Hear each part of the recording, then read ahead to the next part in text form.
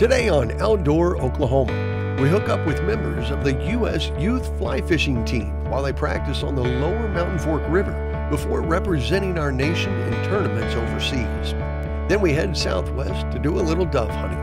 Right now on Outdoor Oklahoma.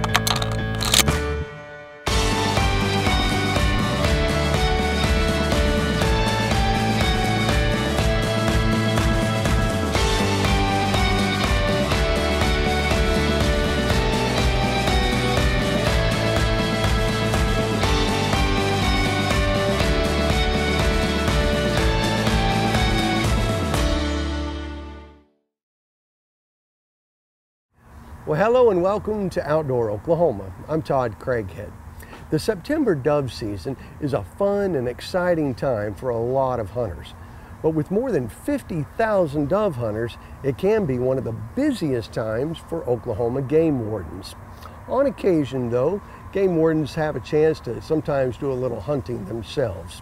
Today, we're going to join up with two of Oklahoma's finest as they join a couple friends on a mid-season dove hunt. But first, I think most of us would agree that fly fishing is a skill that only comes with a lot of practice. Not only is casting sometimes frustrating to master, but knowing how to read the water and knowing what to cast and where to cast can be just as challenging. Now imagine there's a judge with you in the water that's analyzing and evaluating every cast you make and every fish that you catch. Talk about pressure.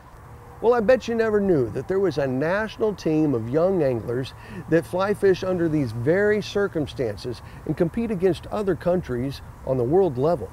They're the U.S. Youth Fly Fishing Team. And where else do they go to practice and hone their skills but right here in Oklahoma?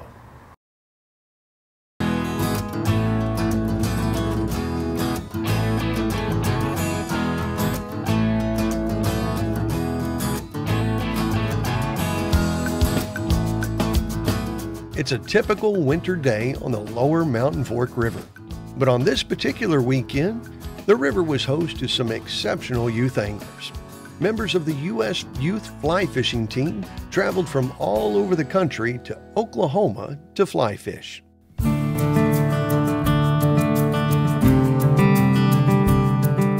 on the Lower Mountain Fork River right now in Broken Bow, Oklahoma. And with me right now is my team members from the United States Youth Fly Fishing Team.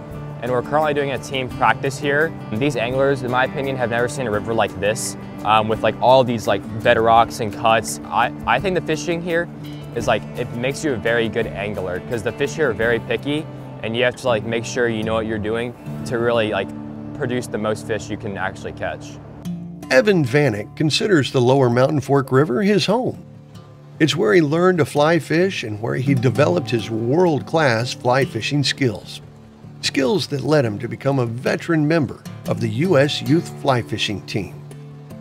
He's 17 years old now. He started fly fishing probably when he was about 10 or 11 years old. He had been watching, of course, TV shows with people fly fishing. He had fished normally since he was probably 5 years old, but he wanted to get into fly fishing just because he enjoyed watching it on TV. So for his birthday one year, he asked for a fly rod and reel combo. My wife and I bought him one thinking it would last about 2 weeks, and he started fly fishing, fell in love with it, and has moved on from there. So after that, I really like came to this river and I started like honing in my skills, like changing tactics up and like seeing like how I can get better as an angler myself. And I just like fished hard here for about a year and a half and started doing a lot more competitions and basically just got really good. And then after that, we started looking online and we found the U.S. team and that they had these clinics that were available. So the next step after that was to send him to a clinic. He started going to the clinics, working very hard, fishing weekend after weekend after weekend to get better. So he's just progressed along for the past several years on this. Evan has fished all over the country, and he knows the Lower Mountain Fork offers some challenging fishing opportunities. And that's why he and the team are practicing here. In August of 2018, these anglers competed in the World Fly Fishing Championships in Poland, finishing 5th place. The Lower Mountain Fork River was chosen as the ideal river in the entire country to practice, because it best emulated the fishery the team was fishing in Europe.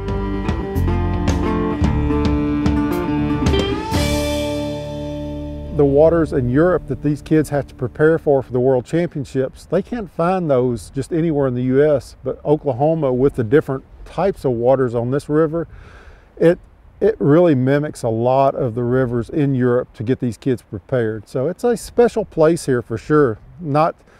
I've not been anywhere else in the country that offers such a diverse type of water for people to fish on as it is here. In May of 2015, Oklahoma experienced what experts have called an unprecedented rain event, and the lower Mountain Fork River experienced substantial damage. As floodwaters rose to historic heights on Broken Bow Lake, floodgates were opened on the Lake Spillway Dam, releasing a tremendous force of water down the Trout Stream and through the Beavers Bend State Park. The flood's impact completely restructured the lower Mountain Fork as we knew it. There was incredible erosion and significant widening of the river in prime areas, essentially creating a new river and reforming the already world-class river into a completely different fishery.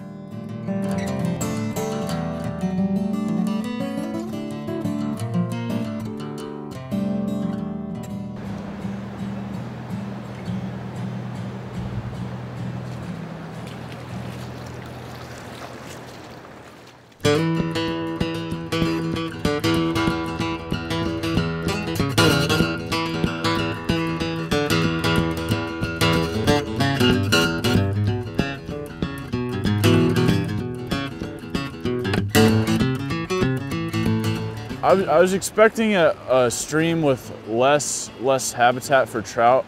I didn't really expect that Oklahoma would have a really good trout habitat, but I was thoroughly surprised with the amount of habitat and the amount of water and the amount of fish that were here. And I like this river specifically because there's like honestly no other river like this, like I think in the United States. Like even before the flood, the river was like really special. And now even after the flood, like as you can see, like it's basically like a gorge in Colorado, and like a lot of like really cool aspects to the river, like how the flows work. And I really like how like it's like just totally different from every other river and how I can like fish it. I love this water. Before the flood especially, it was my favorite river in the whole world, but right now it's awesome because this is a really hard river to fish, and if you get really good at it, then you're really prepared for any other river in the country. This is my first time in Oklahoma fishing here, and it's not exactly what I thought it was going to be like. It's a little bit different. It just makes you a better all-around angler, so you're able to fish different types of waters and not just one type. That's what I enjoy about being out here. The lower Mountain Fork has 3 different zones for fly fishing for trout, and each one of those waters is very unique. And what's really, I think, neat about Oklahoma is that while some of the kids from the other areas of the U.S., they're unable to fish as well during this time of year because it's so cold and the ice and the snow, they can come down here and it's prime fishing for us. So it gives them a chance to fish some different waters and have an opportunity to fish a different season. It's a world-class water, and it's good practice wherever you are. There's easy fisheries and there's hard fisheries, but this one gives a good variety. It just depends on where you are. We were on a smaller stream in the morning yesterday, then we were on a very wide stream in the afternoon with lots of different types of water for them to work on. So I can't recall many places in Colorado where you've got that sort of variety and just a few miles of river. Any opportunity that we can give the kids to fish a different water that they're not used to, that they don't fish every day in their back home waters, just gives them an opportunity to get better, and then that really challenges them, and then when they hit those areas at the world level or at the national level, they're more prepared to adapt. We'll get together, I say like maybe 5 times a year for full team practices, ranging from like Pennsylvania, North Carolina, we've been to Colorado, New York, and then this might become one of our new clinic spots possibly if we actually like it a lot.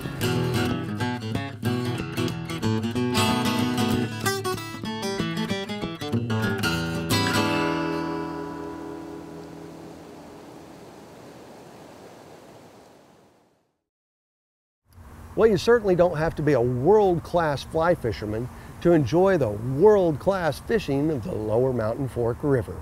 Who knows? You might find yourself sharing the bank with one of the team members of the elite youth fly fishing team. Coming up next, we travel to Kiowa County in southwest Oklahoma as two of our game wardens enjoy a little dove hunting with a couple friends.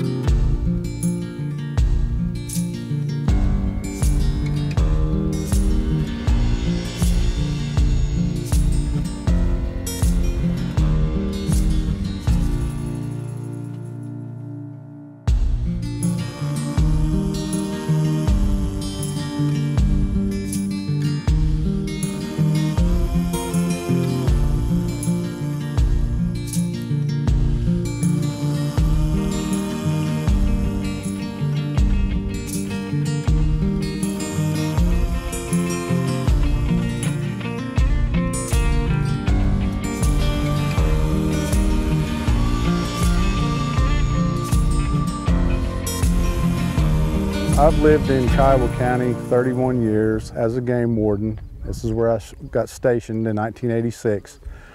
And the dove hunting has always been really good in this area because the farmers, they plant milo, they plant corn, raise a lot of wheat. So the doves have a lot of different varieties of feed to feed on throughout the year. And it's also a warmer climate down here, which they produce 4 to 5 broods per year. The numbers are really high, and this is a really good flyway in western Oklahoma. It goes right through the middle of Kiowa County.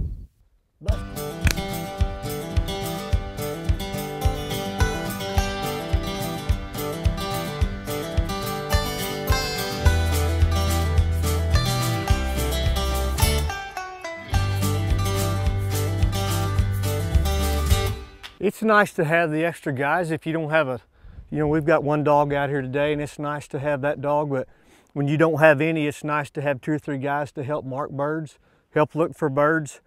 Plus usually we'll spread out a little bit more than what we are today, but it helps keeps the birds moving.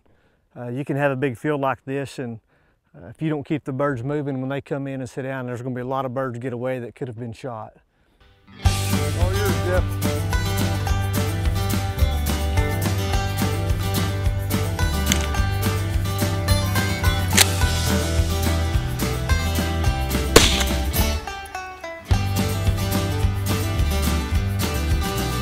Oh, we got it.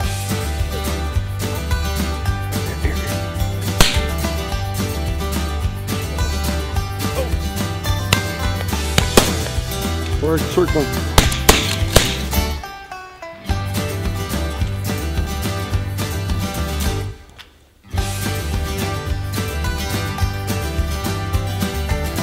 Right there, right there, right there.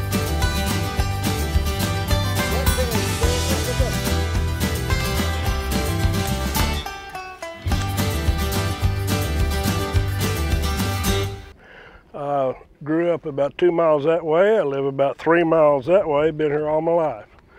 Farmed all my life. I've been working for the county for about 5 years now, and been dove hunting 30 or 40 years, and enjoy it.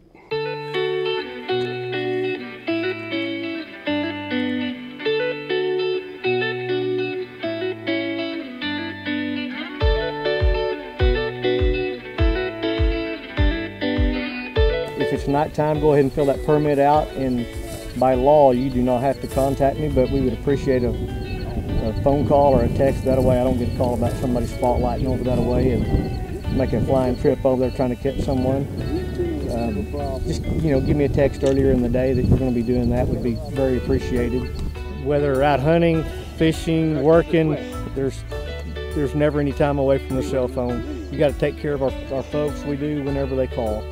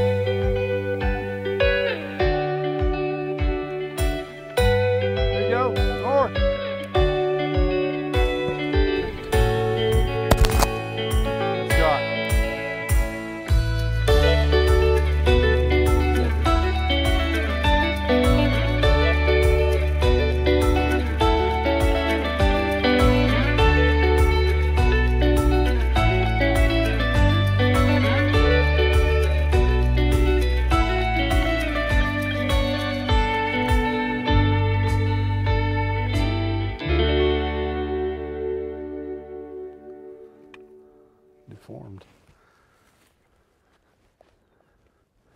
They're starting to fly a little bit. Find a good dove field, you got to have all the ingredients, you know. Usually the cut milo is a real attractant to them.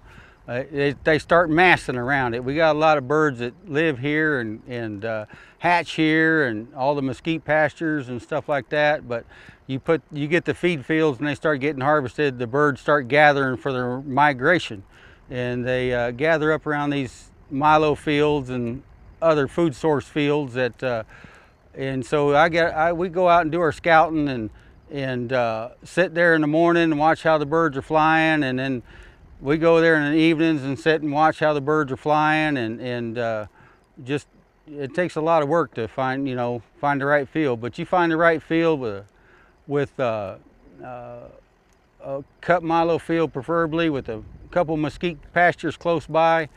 It's usually everybody has just a great time, real good time shooting. I have more guys that usually come hunting and they don't bring enough shells, but that's the way it goes. We're doing better.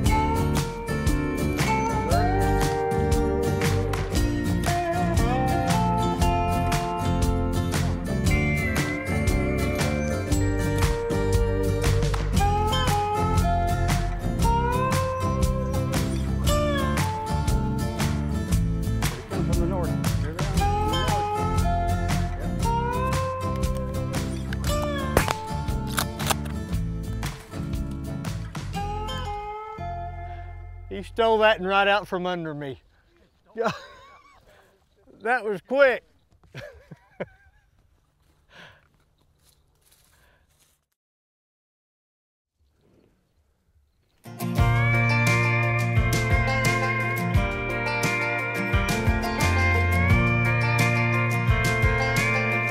D. Smith, did you shoot that? Good shot, David.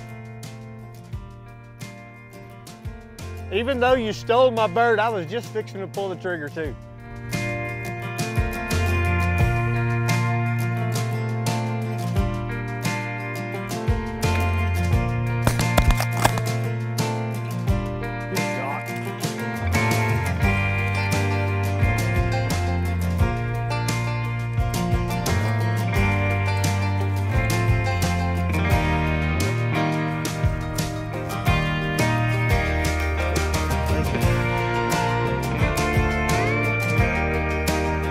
All right, I'm gonna pick up these empty shotgun shells.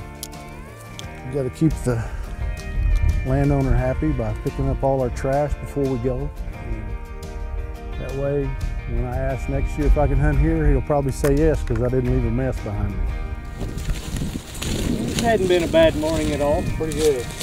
Wasn't fast and furious, but I got 13. How many did you get? That last one made 10. If I go find the second half of that double, that'll be 11. So, should have been a limit, but hey, it's not bad. Not bad for not opening day. The dog had more fun than all of us, I think. Get out here before it gets too hot. Yeah, it's warming up.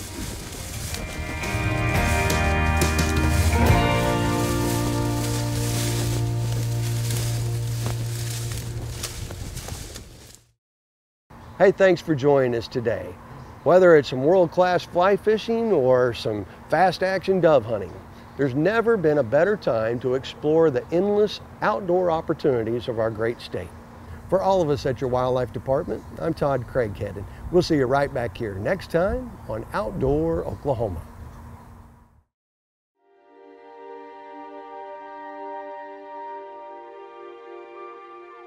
My name's Eric Dinger. I'm the founder of Powder Hook, and for a long time I've been trying to figure out a way to tell you this.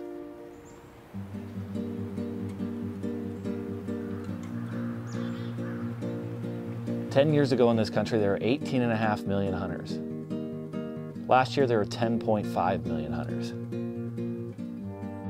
I got a 4-year-old little boy. What's that number gonna look like when he and his friends are 12 and ready to take Hunter Ed? It scares the crap out of me, because what happens to us when we lose the critical mass of hunters, when we lose the political voice for wild animals and wild places in this country? What happens? And as I thought about how do we turn that into a positive for people who love Powder Hook and who follow what we do, I don't know that that's my job. We're trying to create 3 million new hunters in the next 5 years. You need to decide whether a decline in hunting numbers matters to you enough to do something about it. And there's no fluffy way to say that. Are you going to do something about it or not? Our team, our business, our brand, we have dedicated everything we possibly can to doing something about that. And my question for you is, what are you willing to do to turn that number around? If every one of us would take one new person next year, if each of us would pledge to take just one person who isn't a hunter next year, that number looks completely different. Do we care enough? Does it matter enough to us to actually go and do that? Hunting is in major decline throughout the country. Maybe not on the parcel of ground you're wanting to hunt this morning, but look around. It's down. And so I want you to do something about it.